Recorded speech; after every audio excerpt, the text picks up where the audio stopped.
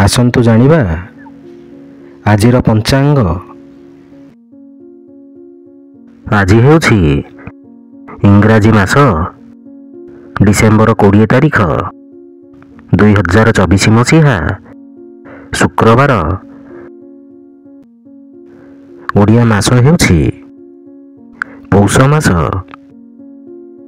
ପକ୍ଷ ହେଉଛି କୃଷ୍ଣ ପକ୍ଷ। ତିଥି ହେଉଛି ପଞ୍ଚମୀ। ନକ୍ଷତ୍ର ହେଉଛି ମଘା ନକ୍ଷତ୍ର। ଧନୁ ଦିନ 5।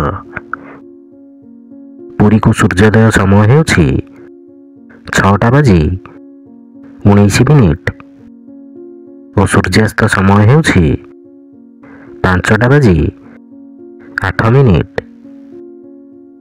ଜୟ ଜଗନ୍ନାଥ।